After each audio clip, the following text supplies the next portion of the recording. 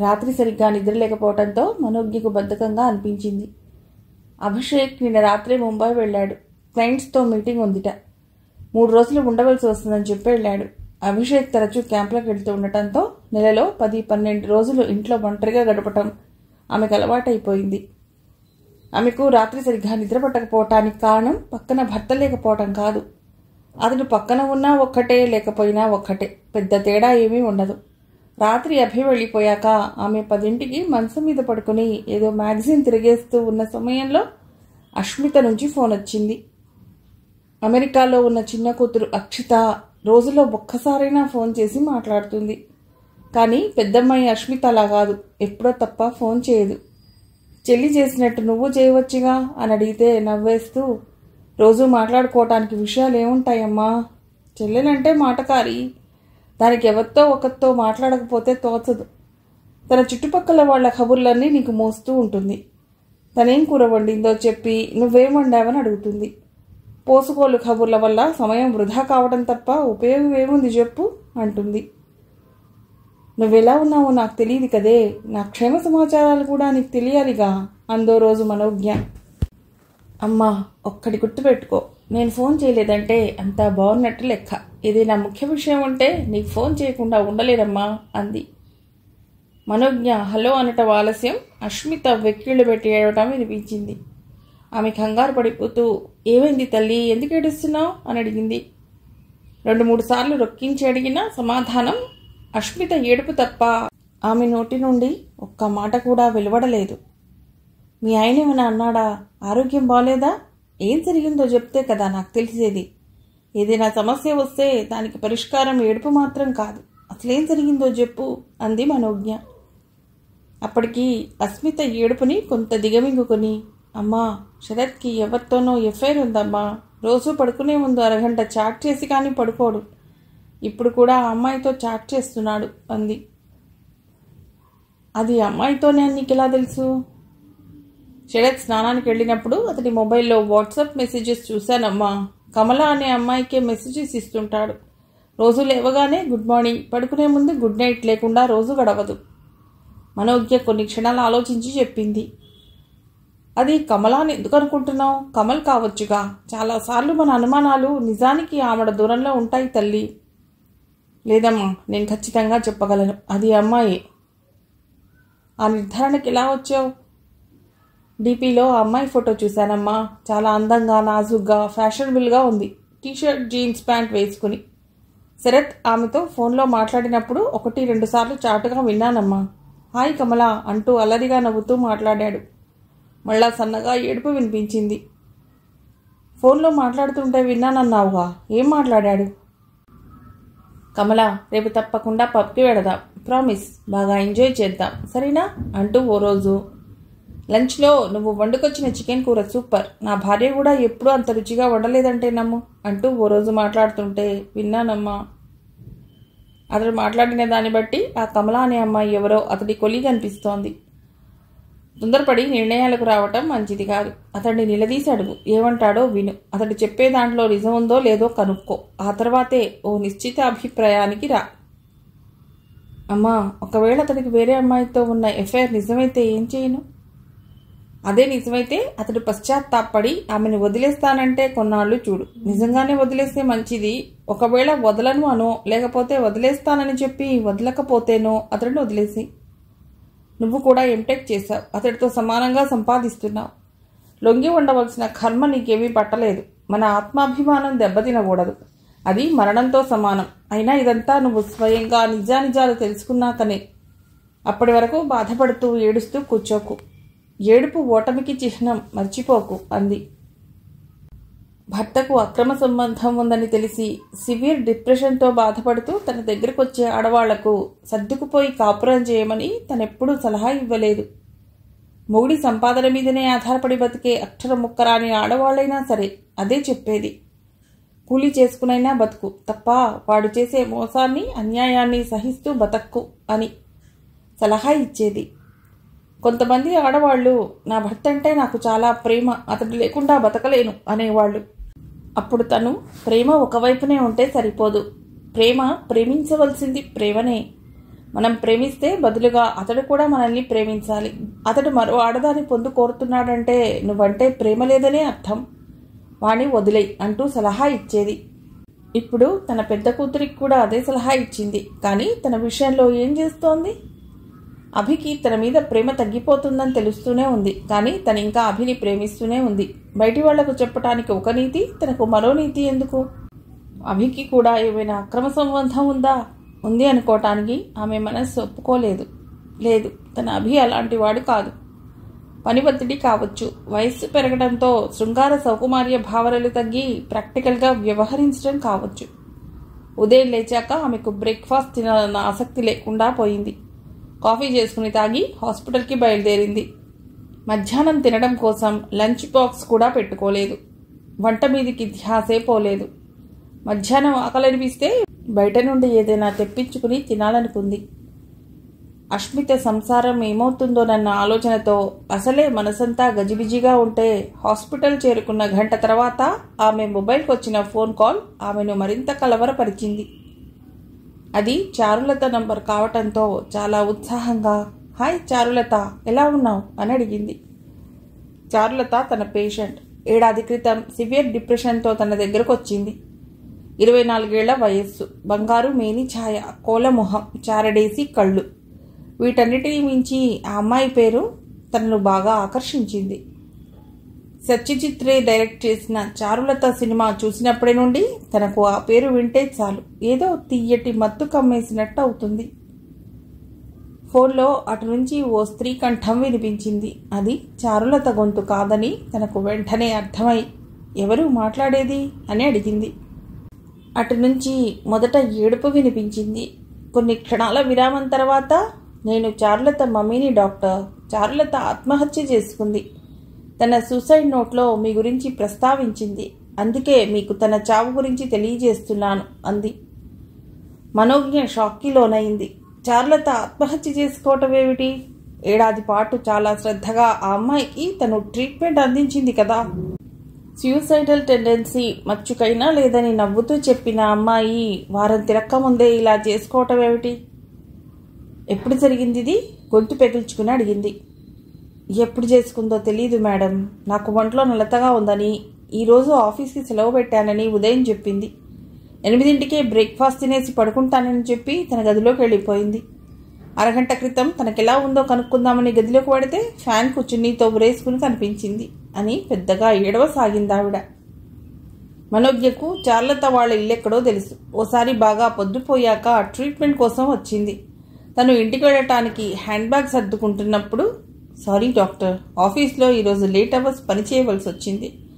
Company cab వెళ్ళిపోవటంతో auto మాట్లాడుకుని వచ్చాను.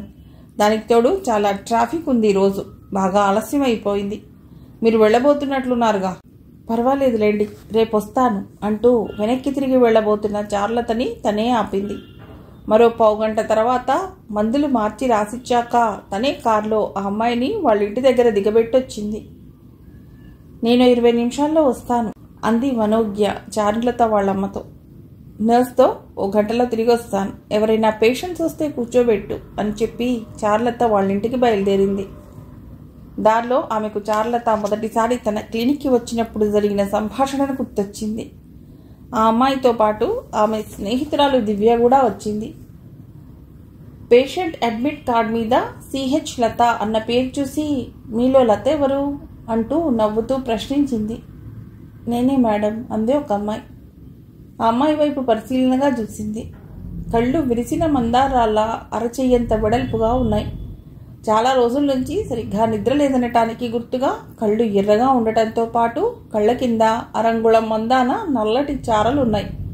మొహంలో ఉదాసీనత, రంగు వెలిసిపోయినట్టు. సిహెచ్ అంటే ఏమిటి? మీ ఇంటి పేరా అని అడిగింది. దానికి ఆ అమ్మాయి అవుననేలా తల ఊపింది. కానీ ఆమె పక్కనున్న అమ్మాయి, లేదు మేడం, దీని పేరు చారులత. దీనికి ఎందుకో ఈ పేరు ఇష్టం ఉండదు, అందుకే దాన్ని సిహెచ్ లతగా మార్చుకుంది అంది. ఇంతకు నీ పేరేమిటి? లతకు నువ్వేమవుతావు అని అడిగింది తను. నా పేరు దివ్య.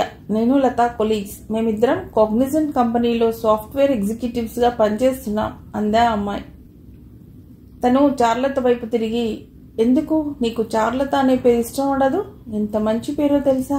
రవీంద్రనాథ్ ఠాగూర్ రాసిన నవల ఆధారంగా సినిమా కూడా తీశారు. నాకు చాలా ఇష్టమైన పేరు అంది. చార్లత తల వంచుకుని సమాధానం చెప్పింది. చిన్నప్పుడు స్కూల్లో చారు చారు అంటూ ఏడిపించేవాళ్ళు మేడం. అందుకనే కాలేజీలో నా పేరుని సిహెచ్ లత అని రాయించాను. సరే, కానీ నేను మాత్రం చారులత అని పిలుస్తాను. నీకేమీ అభ్యంతరం లేదుగా అంది. ఆ అమ్మాయి అంగీకార సూచకంగా తల ఊపింది. ఇంతకు నీ సమస్య ఏమిటి? ఆ అమ్మాయి వైపే నిశితంగా చూస్తూ అడిగింది. చారులత నేలచూపులు చూస్తూ కూర్చుంది తప్ప నోరు విప్పలేదు. నేను చెప్తాను మేడం అంది దివ్య. మేమిద్దరం 2 ఏళ్ల నుండి ఒకే చోట పనిచేస్తున్నాం. ఇద్దరం బెస్ట్ ఫ్రెండ్స్ మేడం. లత నా దగ్గర ఏదీ దాచదు. ప్రతి చిన్న విషయాన్ని నాతో షేర్ చేసుకుంటుంది. కానీ ఈరోజు నాకు చెప్పకుండానే ఓ పని చేయబోయింది మేడం. కోపం వచ్చి మీ దగ్గరకు లాక్కొచ్చాను. ఏం చేయబోయింది? ఆత్మహత్య చేసుకోబోయింది. సమయానికి నేను వెళ్ళబట్టి సరిపోయింది, కానీ లేకపోతే ఓ గాడ్, తలుచుకుంటేనే భయం వేస్తోంది. ఆ మాట వినగానే మనోజ్ఞ అప్రమత్తమైంది. ఈ కేసు సాధారణమైన రుగ్మతకు సంబంధించింది కాదని, ఏదో తీవ్రమైన మానసిక సమస్య ఉండి ఉంటుందని అర్థమైంది. ఏం జరిగింది? వివరంగా చెప్పు అంది. మా షిఫ్ట్ మధ్యాహ్నం 4 పూర్తవుతుంది మేడం. రోజు ఇద్దరం కలిసే బయటకు వస్తాం. ఇద్దరం కంపెనీ క్యాబ్లోనే ఇళ్ళకెళతాం. ఈరోజు 4 తను వాష్రూమ్కి వెళ్ళొస్తాను, నేను వచ్చేవరకు ఇక్కడే ఉండని చెప్పి వెళ్ళింది. తను వెళ్ళిన కొద్ది నిమిషాలకే నాకు వాష్రూమ్కి వెళ్ళి రావటం మంచిదనిపించి బయటికి వచ్చాను. లత వాష్రూమ్కి వెళ్లకుండా మెట్లకి వెళ్ళడం కనిపించింది. ఎందుకు పెడుతుందో అర్థం కాక నేను తనని అనుసరించాను. మాది 10 అంతస్తుల బిల్డింగ్. మా ఆఫీస్ 7వ అంతస్తులో ఉంటుంది. తను వెనక్కి తిరిగి చూడకుండా మెట్లకి 10వ అంతస్తు వరకు వెళ్ళింది. ఒకవేళ 10వ అంతస్తులో ఎవరైనా కలుసుకోవాలన్నా లిఫ్ట్ ఎక్కి వెళ్ళవచ్చుగా.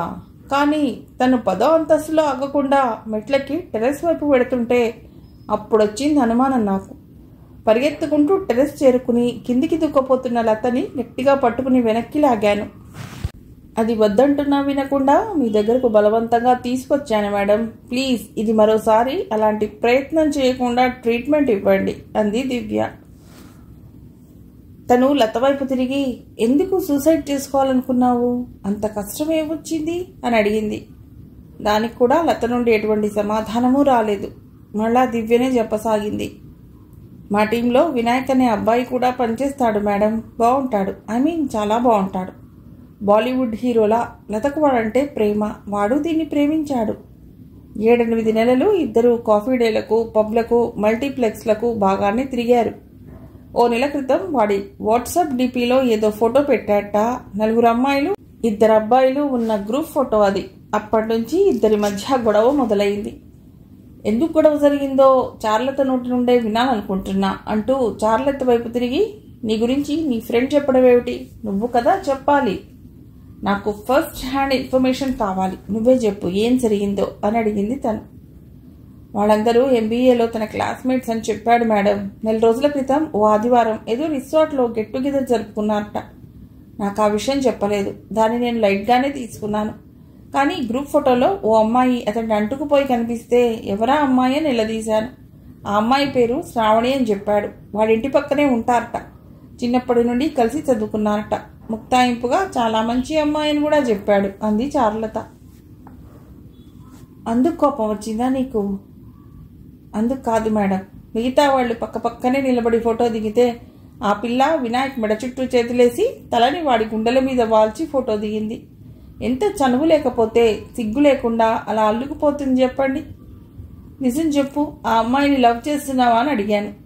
అయ్యో, ఆ అమ్మాయి నా సిస్టర్ లాంటిది. నేను నిన్ను తప్ప ఎవరిని ప్రేమించడం లేదని ప్రమాణాలు చేశాడు. నాకు అనుమానం మాత్రం పోలేదు మేడం. ఆ అమ్మాయి గురించి ఎంక్వైరీ చేశాను. వాళ్ళిద్దరూ ఎప్పటి నుంచో ప్రేమలో ఉన్నారని తెలిసింది. వినాయక్తో బాగా గొడవపడ్డాను. బ్రేకప్ చెప్పి వెళ్ళిపోయాడు. చారులత మెల్లిగా ఏడవసాగింది. అప్పటి నుంచి లత డిప్రెషన్లోకి వెళ్ళిపోయింది మేడం, దివ్య చెప్పింది. ఆ వినాయక్ శ్రావణిని ప్రేమిస్తూ మళ్ళా లత వెంట ఎందుకు పడ్డాడు అని అడిగింది తను. ఫ్లర్ట్ చేశాడు మేడం. లత అందంగా ఉంటుంది కదా. ఇప్పుడున్న అబ్బాయిలంతా అంతే కదా మేడం. ప్రేమంటూ వెంటపడతారు, కానీ వాళ్ల గోల్ మాత్రం అవకాశం దొరికితే సరదా తీర్చుకోవాలని అంది దివ్య. నేను నిజంగానే వినాయక్ని ప్రేమించాను మేడం. వాడు కూడా సీరియస్గా నన్ను ప్రేమించాడని నమ్మాను. వాడు డబుల్ గేమ్ ఆడుతున్నాడని, నేను మోసపోయానని తెలిసాక తట్టుకోలేకపోయాను మేడం. వినాయక్ లేని బ్రతుకు వృధా అనిపించింది. అప్పుడే చచ్చిపోవాలనుకున్నాను. కానీ ఏదో ఆశ. వాడు శ్రావణిని వదిలేసి మళ్ళా నా దగ్గరకు వస్తాడన్న ఆశతో బతికాను అంది చారులత. మరి ఈరోజు ఆత్మహత్య చేసుకోవటానికి ఎందుకు ప్రయత్నించావు అని అడిగింది. నిన్న సండే కదా మేడం, మల్టీప్లెక్స్లో సినిమా చూడటానికి నేను దివ్య వెళ్ళా. మా ముందు వరుసలో వినాయక్ ఆ అమ్మాయి కూర్చుని ఉన్నారు. సినిమా చూడకుండా వాళ్ళు ఏం చేస్తున్నారో చూడగానే నా రక్తం మరిగిపోయింది మేడం. కానీ నిస్సహాయత. నేను ఓడిపోయాననిపించింది. నా మీద శ్రావణి గెలుపు సాధించినట్లు అనిపించింది. వినాయక్ అంటే నాకెంత పిచ్చో అర్థమైంది. వాడు లేని జీవితం నాకొద్దనిపించింది మేడం. అందుకే. చారులత వెక్కి వెక్కి ఏడ్చింది. ఆ అమ్మాయికి కౌన్సిలింగ్ చేసి యాంటీ డిప్రెషన్ మందులు రాసిచ్చి పంపింది. తర్వాత ప్రతి 2 వారాలకు ఒకసారి తప్పకుండా వచ్చేది. తన ట్రీట్మెంట్ సరైన ఫలితాలు ఇస్తున్నదని అనుకుంటున్న సమయంలో చారులత ఆత్మహత్య చేసుకోవటం తనకు పెద్ద షాక్. చారులత వాళ్ళ ఇల్లు రావటంతో మనోజ్ఞ తన ఆలోచనలోంచి బయటపడి కార్ని ఇంటికి కొద్ది దూరంలో ఆపి దిగింది. ఇంటి ముందు చాలా మంది గుమిగూడి ఉన్నారు. వసారాలా పడుకోబెట్టి ఉన్న చారులత పార్థివ దేహాన్ని చూడగానే మనోజ్ఞ మనస్సు వికలమైపోయింది. 25 ఏళ్లు కూడా నిండలేదు. జీవితాన్ని పూర్తిగా అనుభవించకుండానే మృత్యువుని కౌగిలించుకుంది. చివరి చూపు కోసం ఆమె ఆఫీస్ నుంచి కూడా కొంతమంది వచ్చి ఉన్నారు. వాళ్లలో దివ్య కూడా ఉంది. మనోజ్ఞని గుర్తుపట్టి ఆమెను తీసుకువెళ్లి లత వాళ్ళ అమ్మనాన్నలకు పరిచయం చేసింది. మీరేనా డాక్టర్ మనోజ్ఞ? ఇదిగో మా అమ్మాయి రాసిన సూసైడ్ నోట్. మీరు 1 ఏడాది నుంచి మా అమ్మాయికి మందులు ఇస్తున్నారటగా దివ్య చెప్పింది. ఎవడో పరాయి వ్యక్తి మోసం చేశాడని, దాన్ని ప్రాణం కన్నా మిన్నగా ప్రేమించే సొంత తల్లిదండ్రుల్ని వదిలి వెళ్ళటానికి దానికి మనసులా ఒప్పింది డాక్టర్ అంటూ లత వాళ్ళమ్మ ఏడుస్తూనే సూసైడ్ నోట్ మనోజ్ఞ చేతికిచ్చింది. తెల్లటి పావుఠావు కాగితం మీద రాసిన సూసైడ్ నోట్. నేను ప్రేమలో మోసపోయాను. అతన్ని నిజంగా ప్రేమించాను కాబట్టే అతడి పేరు చెప్పటం లేదు. నా సూసైడ్ వల్ల అతడికి ఎటువంటి నష్టం జరగటం నాకు ఇష్టం లేదు. మా అమ్మా నాన్నల్ని వదిలి పెడుతున్నందుకు బాధగా ఉంది. అమ్మా నాన్న నన్ను క్షమించండి. తప్పు నాదే.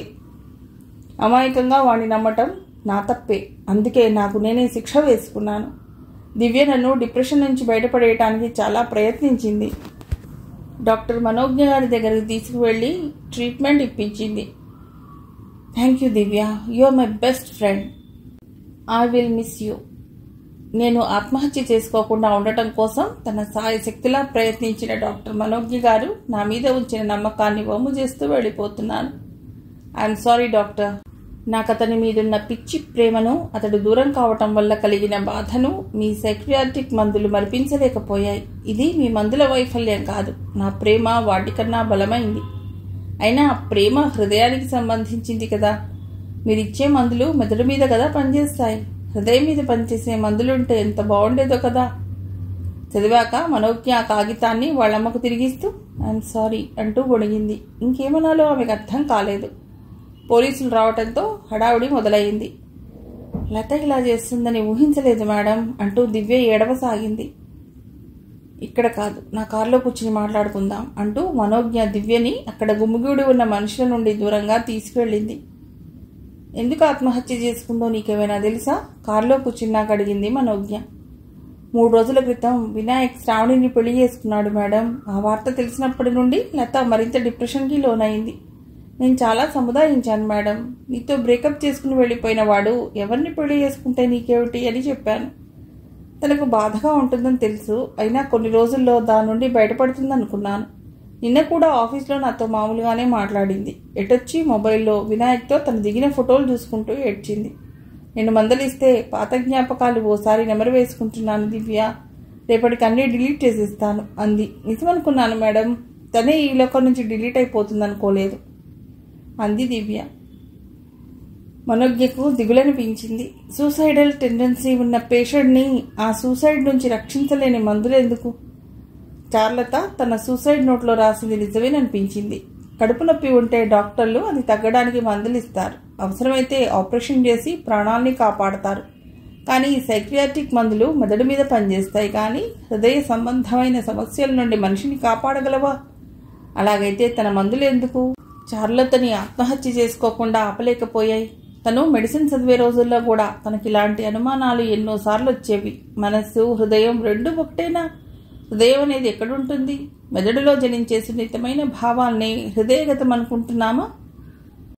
ఆడవాళ్లు హృదయంతో ఆలోచించి నిర్ణయాలు తీసుకుంటారని, మగవాళ్ళు మెదడు చెప్పే మాటలే వింటారని కదా అంటారు. హృదయంతో ఆలోచించడం అంటే అర్థం ఏమిటి? అది కూడా మెదడు చేసే పని చేస్తుంది కదా. సున్నితంగా, ప్రేమగా, దయగా, అనురాగపూరితంగా వ్యవహరిస్తే హృదయం చెప్పినట్టు వింటున్నా, ప్రాక్టికల్గా, తెలివిగా, స్వలాభాపేక్షతో పనిచేసే మెదడుతో ఆలోచించి పనిచేస్తున్నట్లా? ఆమెకు తిరిగి హాస్పిటల్కి వెళ్లాలనిపించలేదు. నర్స్కి ఫోన్ చేసి ఈ రోజుకి రావటం లేదని చెప్పింది. ఆమెకు చార్లతో విసిరిన ప్రశ్న పదే పదే జ్ఞాపకం రాసాగింది. హృదయానికి కదా మందు వేయాలి. ప్రేమ వ్యవహారాల్లో మెదడేం చేస్తుంది? మెడిసిన్ చదివే రోజుల్లో సైకియాట్రీ సబ్జెక్టు బోధించే ప్రొఫెసర్ని తనొక రోజు ఇవే ప్రశ్నలేసింది. ఆలోచన మెదడులోంచి పుడితే అనుభూతి హృదయంలోంచి పుడుతుందా? లేక రెంటికి జన్మస్థానం ఒకటేనా? లాజిక్కి, ఎమోషన్కి కేంద్ర బిందువు ఒకటేనా? లాంటి ప్రశ్నలు. దానికి ప్రొఫెసర్ గారు మెత్తగా నవ్వుతూ సమాధానం చెప్పారు. మెడిసిన్ చదివే విద్యార్థుల్లో చాలా మందికి ఈ అనుమానాలు రావటం సహజం. దానికి కారణం మనం మెదడుతో, హృదయంతో అనుసంధించే భావనలు వేరువేరు కావటమే. ఎమోషన్స్ భావోద్వేగాలు, భావనలు ఫీలింగ్స్, మూడ్స్, ప్లెజర్స్, ఇంపల్స్, వీటన్నిటినీ మనం హృదయంలోంచి ఉద్భవిస్తున్నాయని భావిస్తాం. దీనికి కారణం మనం ఇలాంటి భావోద్వేగాలకు లోనైనప్పుడు మన శరీరంలో ప్రస్ఫుటంగా కనిపించే మార్పులే. మీరు గమనించే ఉంటారు. కోపం వచ్చినా, ప్రేమించిన వ్యక్తి సమీపంగా వచ్చినా చెమటలు పట్టడం, ఊపిరి బలంగా తీసుకోవటంతో పాటు గుండె కొట్టుకునే వేగం పెరగటం లాంటి లక్షణాలు కలుగుతాయి. Sympathetic nervous system, parasympathetic nervous system వల్ల మనం ఎమోషన్స్కి లోనైనప్పుడు మన శరీరంలో ఈ మార్పులు కలుగుతాయి. కానీ ఆలోచనలు కానీ, భావోద్వేగాలు కానీ మెదడులోంచే పుట్టుకొస్తాయి. హృదయం హార్ట్ అన్ని శరీర భాగాలతో పాటు మెదడికి కూడా రక్తాన్ని సరఫరా చేస్తుంది. అంతే తప్ప హృదయం ఆలోచించదు. హృదయానికి భావోద్వేగాలకు ఏ రకమైన సంబంధం లేదు. మనోజ్ఞకు తలనొప్పిగా అనిపించింది. ఇల్లు చేరగానే కాఫీ పెట్టుకుని తాగింది. అయినా తలనొప్పి తగ్గలేదు. తన ఇన్నేళ్ల ప్రాక్టీస్లో సివియర్ డిప్రెషన్తో బాధపడుతూ, జీవితం మీద విరక్తితో ఆత్మహత్య చేసుకోవాలనుకుంటున్న వాళ్ళని, ఆత్మహత్యకు ప్రయత్నించిన వాళ్ళని, ఎంతో మందిని తను మానసికంగా ఆరోగ్యవంతుల్ని చేసింది. అందుకే చార్లత ఆత్మహత్య చేసుకోవటం చాలా బాధ కలిగిస్తోంది. ఆమెకు చప్పున మేఘన గుర్తొచ్చింది. 15 రోజుల క్రితం వాళ్ళమ్మతో కలిసి తన దగ్గరకు వచ్చిన మేఘన. షిస్కోఫ్రీనియా లక్షణాలతో బాధపడుతోన్న మేఘన తన జీవితంలోని కొన్ని గంటల్ని, కొన్ని రోజుల్ని పూర్తిగా మర్చిపోయి ఆ సమయంలో తను మరో వ్యక్తిలా ప్రవర్తిస్తోన్న మేఘన. షిస్కోఫ్రీనియానేనా? ఇంకా పూర్తిగా ఆమె కేసుని స్టడీ చేయలేదు. తను వారం తర్వాత రమ్మంది. తనకు గుర్తొచ్చిన విషయాలన్నీ ఓ డైరీలో రాసి చూపించమంది. కానీ ఆ అమ్మాయి పోయిన వారం రాలేదు. ఎందుకొచ్చి ఉండదు అని ఆలోచించింది. కొద్దిమంది పేషెంట్స్ ఎవరి బలవంతం మీదో మొదటి అపాయింట్మెంట్కి వస్తారు. రెండవసారి డాక్టర్ మొహం చూడరు. మరికొంతమందికి డాక్టర్ చెప్పే విషయాల మీద నమ్మకం ఉండదు. డాక్టర్ అబద్ధం చెప్తుందనో, ఏదో రోగం చెప్పి భయపెట్టడానికి, తద్వారా డబ్బులు గుంజటానికి ప్రయత్నిస్తుందనో అనుకోవటం వల్ల రెండోసారి రారు. కానీ తనకు గుర్తున్నంత మట్టుకు మేఘన అలా అనిపించలేదు. తనకున్న సమస్య నుంచి బయటపడాలన్న బలమైన కోరిక ఆ అమ్మాయిలో కనిపించింది. కారణం మరేదైనా ఉండి ఉండవచ్చు. అదేమిటో కనుక్కోవటం మంచిదనిపించింది. మేఘన ఏ జబ్బుతో బాధపడుతుందో ఆ జబ్బున్న వాళ్ళు ఆత్మహత్య చేసుకునే అవకాశాలు ఎక్కువ. తను చార్లతను కోల్పోయినట్టు మేఘనని కోల్పోకూడదనుకుంది. వెంటనే మొబైల్ ఫోన్లో మేఘన నెంబర్ని వెతికి కాల్ చేసింది. మేఘన, నేను డాక్టర్ మనోజ్ఞని. ఎలా ఉన్నావు? పోయిన వారం నువ్వు హాస్పిటల్కి రాలేదే అని అడిగింది. ఊరెళ్ళాను మేడం, అందుకే రాలేదు అంది మేఘన. నీ బాల్యం నుండి నీకు గుర్తున్న విషయాల్ని ఒక డైరీలో రాస్తూ ఉండమన్నాను. గుర్తుందా? గుర్తుంది మేడం. మరి రాస్తున్నావా? లేదు మేడం. ఎందుకని? మేఘనకు ఏం సమాధానం చెప్పాలో తెలియలేదు. నిజం చెప్పాలంటే ఆ విషయం మర్చిపోయింది. ఇప్పుడు డాక్టర్ గుర్తు చేసే వరకు గుర్తే లేదు. అలా చెప్తే డాక్టర్ కోప్పడుతుందని కొన్ని క్షణాలు ఆలోచించి, అసైన్మెంట్ వర్క్ ఉండటం వల్ల టైమే దొరకటం లేదు మేడం అంది. సర్లే, ఇప్పటికైనా రాయటం మొదలెట్టు. ఎల్లుండి హాస్పిటల్కు రాగలవా? అప్పుడు చూపించాలి. మరో విషయం, డైరీలో చాలా పర్సనల్ విషయాలు ఉంటాయి కాబట్టి మీ అమ్మతో రావద్దు. అమ్మ లేకుండా ఒక్కదానివే రాగలవా? తప్పకుండా మేడం అంది మేఘన. ఆ రోజు రాత్రి భోజనాల తర్వాత మేఘన తన గదిలో డైరీ రాయటానికి కూర్చుంది. 100 పేజీల కొత్త నోట్బుక్ తీసుకుని మొదటి పేజీలో డైరీ అనే ఇంగ్లీష్లో రాసింది. కొన్ని క్షణాలు ఆ అక్షరాల వైపు దీర్ఘంగా చూసింది. డైరీ అంటే ఆ రోజు నిద్రలేచినప్పటి నుండి పడుకోబోయే ముందు వరకు జరిగిన ముఖ్యమైన విషయాల్ని పొందుపరిచే పుస్తకం కదా. కానీ డాక్టర్ రాయమంది ఎప్పుడో తన చిన్నప్పుడు తనకు గుర్తున్న సంఘటనల్ని కదా. మరి దీన్ని డైరీ అని అనటం తప్పు కదా అనిపించింది. డైరీ అనే అక్షరాన్ని కొట్టేసి వాటి కింద మెమరీస్ అని రాసింది. మరో పేజీ తిప్పి మెల్లిగా రాయసాగింది. జ్ఞాపకాలు. బాల్యంలోకి తొంగి చూస్తే నాకొచ్చే మొదటి జ్ఞాపకం నాన్నతో నాకున్న అనుబంధం. ఓ మధురమైన జ్ఞాపకం. ఎన్నెన్ని జ్ఞాపకాలో. ఒక్కో జ్ఞాపకం ఒక్కో గులాబీ పువ్వులా. బుట్ట నిండా నింపిన గులాబీ పూలు. నాకు ఎంత ఇష్టమో గులాబీ పూలంటే. అర్చనకు మాత్రం లిల్లీలంటే ఇష్టం. అర్చన నా చిన్ననాటి స్నేహితురాలు. నాయుడిదే. సన్నగా తెల్లగా జాజి పువ్వులా ఉండేది. అప్పుడు నల్లకుంటలో ఓ ఇంట్లో అద్దెకుండేవాళ్ళం. మొదటి అంతస్తులో ఓనర్ వాళ్ల కుటుంబం ఉంటే కింద అంతస్తులో మా కుటుంబం ఉండేది. నేను, నాన్న, అమ్మ. నాన్నకు నేనంటే ఎంత ఇష్టమో. నేనెంత అల్లరి చేసినా నవ్వేవాడు తప్ప ఎప్పుడూ మందలించేవాడు కాదు. ఆదివారం వస్తే చాలు బయటికి షికార్కి తీసుకెళ్లి ఏమడిగితే అది కొనిపెట్టేవాడు. నాకు చిన్నప్పటి నుండి పూలంటే చాలా ఇష్టం. అందున గులాబీ పువ్వులంటే మరీ ఇష్టం. పుట్టినరోజు ఫ్రాకులు కొనటానికి షాప్కి తీసుకెడితే నాకు ప్రతిసారి గులాబీ రంగున్న డ్రెస్సే నచ్చేది. పోయిన బర్త్డేకి అదే రంగు డ్రెస్ కొన్నావు కదా, ఈసారి వేరే ఏదైనా కలర్ డ్రెస్ కొనుక్కో అని అమ్మ అనేది.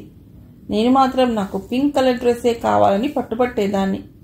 నాన్న నన్ను సమర్థించేవాడు. దానికి ఏది నచ్చితే అదే కొనుక్కొని దాని పుట్టినరోజు కదా అనేవాడు. ఇంటి ఓనర్ వెంకట్రావు గారికి చేవెళ్లలో 10 ఎకరాల పొలం ఉంది. అందులో రకరకాల పూలు పండించేవారు. గులాబీలు, బంతిపూలు, లిలీ పూలు, ఆర్కిడ్స్, టులిప్స్, దాల్మియాలు. వారంలో 3-4 సార్లు తన వ్యాన్లో వెంకట్రావు గారు చేవెళ్ల వెళ్లి వస్తుండేవాడు. ఓనర్ వాళ్ళ అమ్మాయే అర్చన. నాకు గులాబీ పూలంటే ఇష్టమని నాన్న చెప్పాడో లేక వాళ్ళ అమ్మాయి అర్చన చెప్పిందో తెలియదు గాని ఆదివారం మా తోట చూద్దురు గాని రండి, అర్చనని మేఘని కూడా తీసుకెడతాం, పిల్లలు ఆడుకోవటానికి అనువుగా ఉంటుంది అని నాన్నతో వెంకట్రావు గారు అన్నారు. ఉదయం వెళ్ళి సాయంత్రం వచ్చే ప్రోగ్రాం. మధ్యాహ్నం భోజనానికి క్యారేజీలు కట్టుకుని తీసుకెళ్ళాలి కదా అన్నాడు నాన్న. ఓనర్ నవ్వి అక్కర్లేదండి, అక్కడ అన్ని వసతులు ఉన్నాయి, పదండి మీరే చూస్తారుగా అన్నారు. నేను అర్చన వ్యాన్లో వెనక సీట్లో కూర్చుని దారి పొడుగుతా కబుర్లు చెప్పుకుంటూ తోటకు ఎప్పుడు చేరుకున్నామో కూడా గమనించలేదు. ఎంత పెద్ద తోటో, ఎటు చూసినా రంగురంగుల ముగ్గులు పెట్టినట్టు రకరకాల రంగులతో మురిపిస్తున్న పూల మొక్కలు. మొదట గెస్ట్ హౌస్లోకి వెళ్ళి కొద్దిసేపు రెస్ట్ తీసుకున్నాక తోట చూడటానికి వెడదామన్నాడు ఓనర్. తోటమాలికి 50 ఏళ్ల పైనే ఉంటాయేమో. నెత్తిమీద ఉన్న పల్సటి జుట్టులో సగానికి పైగా తెల్లబడింది. సన్నగా పొడుగ్గా ఉన్నాడు. మాసిపోయిన బనీను లుంగితో కొద్దిగా ముందుకు వంగి నడుస్తున్నాడు. పేరు సరిగ్గా గుర్తులేదు. వసారాలో 2 కుర్చీలు వేసి ఉన్నాయి. ఒక గదిలో గోడ కానించి ఇనుప మంచం వేసి ఉంది. దానిమీద దూది పరుపు. మూలలో గుట్టలుగా పోసి ఉన్న గులాబీ పూలు, లిల్లీ పూలు, బంతి పూలు. ఆ గది ఆనుకుని చిన్న కిచెన్. వసారాలో నాన్న ఓనర్ కూర్చుని మాట్లాడుకుంటుంటే నేను అర్చన మంచం మీద నిలబడి గెంతుతో ఆడుకున్నాం. దిండ్లతో ఫైటింగ్ చేశాం. తోటమాలి భార్య మా కోసం యాపిల్ పళ్ళ ముక్కలు కోసి 4 ప్లేట్లలో పెట్టి ఇచ్చింది. ఆమె చికెన్ కూర వండటంలో నిమగ్నమై ఉన్న సమయంలో మేము తోట చూడటానికి బయటికి వెళ్ళాం. నేను అర్చన తూనిగల్లా తోటంతా పరిగెత్తాం. గులాబీ తోట చూస్తూ నేను ఎలా గెంతులేశానో. తెల్ల గులాబీలు, ఎల్లో గులాబీలు, ఎర్ర గులాబీలు. నాకు ఎల్లో గులాబీలన్నా ఇష్టమే. నువ్వు కూడా గులాబీ పువ్వులానే ఉన్నావు తెలుసా అన్నాడు నాన్న. ఏ రంగు గులాబీలా ఉన్నాను అని అడిగాను. అన్ని రంగులు నీలోనే ఉన్నాయి బంగారు తల్లి. నీ బుగ్గలేమో పింక్ గులాబీలా ఉన్నాయి, నీ కళ్ళు విరిసిన తెల్ల గులాబీలా ఉన్నాయి, నీ వంటి రంగు బంగారం కదా అంటే ఎల్లో గులాబీ అన్నమాట అంటూ నాన్న నన్ను ఎత్తుకుని ముద్దు పెట్టుకున్నారు. మధ్యాహ్నం చికెన్ కూరతో వేడివేడి అన్నం. అది తిన్నాక ఎంత నిద్ర వచ్చిందో. నేను అర్చన అలసిపోయినట్టు పరుపు మీద నిద్రపోయాం. లేచేటప్పటికి 4 కావస్తోంది. మొహాలు కడుక్కుని మరోసారి తోటంతా తిరిగాం. 5ంటికి తిరుగు ప్రయాణం. ఎలా ఉంది మా తోట అని అడిగాడు ఓనర్. చాలా బాగుంది అంకుల్. వచ్చే ఆదివారం కూడా మమ్మల్ని తీసుకువెడతారా అని అడిగాను. వచ్చే ఆదివారమే కాదు, ప్రతి ఆదివారం తీసుకురమ్మన్నా తీసుకెడతాను, సరేనా అంటూ నవ్వాడు. కానీ ఆ తర్వాత వచ్చిన ఆదివారం నాన్నకు ఏదో ముఖ్యమైన పని ఉండి రాలేకపోయాడు. నేను అర్చనతో కలిసి తోటకు వెళ్తానని పోరు పెట్టడంతో ఒప్పుకున్నాడు. నాకు అర్చనకు నెలలో కనీసం 2 ఆదివారాలు తోటకెళ్ళి ఆడుకోవటం ఒక అలవాటుగా మారిపోయింది. తోటలోని పూలని చూడాలన్న కోరికతో పాటు తోటమాలి భార్య వండి పెట్టే రకరకాల వంటల్ని లొట్టలేసుకుంటూ తినటం, ఓనర్ అంకుల్ మా కోసం కొన్ని పిజ్జాలు, ఐస్ క్రీంలు, కూల్ డ్రింక్లు లాగించటం మాకు చాలా ఇష్టంగా ఉండేది. ఓసారి అర్చన కడుపు నొప్పిగా ఉందని రానని చెప్పింది. నాన్న కూడా ఆఫీస్లో పెండింగ్ వర్క్ చాలా ఉందని, సెలవు రోజైనా ఆఫీస్కి వెళ్ళవలసిన అవసరం ఉందని చెప్పి రాలినన్నాడు. నేను ఒక్కదాన్నే ఓనర్ అంకుల్తో వెడతానని చెప్పాను. అప్పుడు అమ్మ చాలా గొడవ చేసింది. వెళ్ళని, వెంకట్రావు గారితోనేగా, మన పిల్ల అంటే అతనికి కూడా చాలా ఇష్టం. అర్చనను ఎంత బాగా చూసుకుంటాడో మన మేఘనను కూడా అలాగే చూస్తాడు అన్నాడు నాన్న. ఆడపిల్లని ఒంటరిగా అతడితో ఎలా పంపిస్తారండి, నేను ఒప్పుకోను అంది అమ్మ. నాన్న పెద్దగా నవ్వాడు. దానికేవి 14-15 ఏళ్లు లేవు, చిన్నపిల్ల, 6 ఏళ్లు కూడా పూర్తిగా నిండలేదు. వెళ్ళని, ఇప్పటి నుంచి అనవసరమైన భయాలు పెట్టుకోవడం మంచిది కాదు అన్నాడు. బయట ఎన్నెన్ని ఘోరాలు జరుగుతున్నాయో పేపర్లో చదవటం లేదా? 2-3 ఏళ్ల పిల్లల్ని కూడా వదలటం లేదు కదండి. కామంతో కళ్ళు మూసుకుపోయిన ఈ రాక్షసులు. మీరెన్నైనా చెప్పండి, నేను పంపను అంది అమ్మ. పెద్దగా మాట్లాడకు, ఎవరైనా వింటే బాగుండదు. నువ్వు చెప్పేది నిజమే. సమాజం ఇప్పుడు మేడిపండు కాదు, లోపల బయట అంతా కుళ్ళిపోయింది. అలాగని ప్రతి వాళ్ళని అనుమానించడం కూడా తప్పే. వెంకట్రావు గారు చాలా మంచివారు, జెంటిల్మెన్. మేఘన అతడితో తను వస్తానని చెప్పింది. తీరా ఇప్పుడు మనం పంపకపోతే అతని మీద నమ్మకం లేకపోబట్టే మనం మన అమ్మాయిని పంపలేదని అర్థమవుతుంది. అతడేమనుకుంటాడు చెప్పు? అది అతన్ని అవమానించినట్లు కాదా అన్నాడు నాన్న. ఎవరేమనుకుంటే నాకెందుకు, నా కూతురి క్షేమమే నాకు ముఖ్యం అంది అమ్మ. నాన్న చాలాసేపు నచ్చ చెప్పాడు. నేను హామీ ఇస్తున్నాను, నువ్వు అనుకున్నట్టు ఏమీ జరగదు అన్నాడు. అమ్మ ఇష్టంగానే ఒప్పుకుంది. నాకు గుడ్ టచ్, బ్యాడ్ టచ్ గురించి తెలుసు. మా స్కూల్లో ఓ రోజు 1వ తరగతి నుండి 5వ తరగతి వరకు ఉన్న ఆడపిల్లల్ని కూర్చోబెట్టి బయట నుంచి ఎవరో మేడం వచ్చి మాకు గుడ్ టచ్, బ్యాడ్ టచ్ గురించి చెప్పింది. శరీరంలోని ఏ భాగాల్ని తాకనివ్వకూడదో బొమ్మల ద్వారా చూపించి చెప్పింది. అమ్మ మరోసారి చెప్తుంటే నాకు తెలిసిలే మమ్మీ అన్నాను. ఆ రోజు అంకుల్తో బాగా ఆడుకున్నాను. అంకుల్ కూడా అర్చన లేని లోటు తెలియకుండా తోటలో మేమున్నంతసేపు చిన్నపిల్లవాడిలా మారిపోయాడు. ఎంత బాగా ఎంజాయ్ చేశానో. ఆ తర్వాత కూడా 4-5 సార్లు అంకుల్తో నేను ఒక్కదాన్నే తోటలోని గెస్ట్ హౌస్కి వెళ్ళినట్టు గుర్తు. ఆమెకు గులాబీ పూల రాసులు గుర్తొచ్చాయి. ఎంత అందమైన దృశ్యమో అది. ఆమె రాయటం ఆపి కళ్ళు మూసుకుంది. గులాబీ రంగు అంటే తనకెంత ఇష్టమో. పూల నుంచి విడిపోయిన గులాబీ రేకుల్ని ఏరుకుని ఇంటికి తెచ్చుకునేది. పుస్తకాల మధ్యలో మిగతా పిల్లలు నెమలి కళ్ళు పెట్టుకుంటే తనేమో గులాబీ రేకుల్ని దాచుకునేది. కళ్ళు మూసుకుంటే కళ్ల ముందు గులాబీ రేకులతో పాటు మరేదో దృశ్యం లీలగా కనిపిస్తోంది. అదేదో అర్థం చేసుకోవటానికి ప్రయత్నించింది. గులాబీ రంగు, తనేసుకున్న గులాబీ రంగు ఫ్రాక్ మీద తడి తేలిన గులాబీ రంగు. తన మీద ఎవరో ఉన్నారు. ఎవరు? ముఖం స్పష్టంగా కనిపించడం లేదు. ఎవరతను? విపరీతమైన తలనొప్పి, కణతలు పగిలిపోయేంత నొప్పి. ఆమె భయంగా కళ్ళు విప్పింది. నా టెడ్డీ ఏది అనుకుంటూ లేచి గదంతా వెతికింది. తన బట్టల సొరుగు కింద దాచి ఉంచిన 2 అడుగుల ఎత్తున్న పింక్ కలర్ టెడ్డీ బేర్ కనిపించగానే ఆమె మొహంలో చిరునవ్వు మొలిచింది. దాని నడుం మీదున్న తెల్ల పట్టీ మీద ఐ లవ్ యూ అని రాసుంది. మేఘనకు ఆమె 4వ పుట్టినరోజున వాళ్ళ నాన్న కొనిచ్చిన టెడ్డీ బేర్ అది. హాయ్, ఇక్కడ దాక్కున్నావా అంటూ ఆ టెడ్డీని ఎత్తుకుని ముద్దు పెట్టుకుంది. మేఘన గొంతు ఇప్పుడు 4 ఏళ్ల అమ్మాయి గొంతులా మారిపోయింది.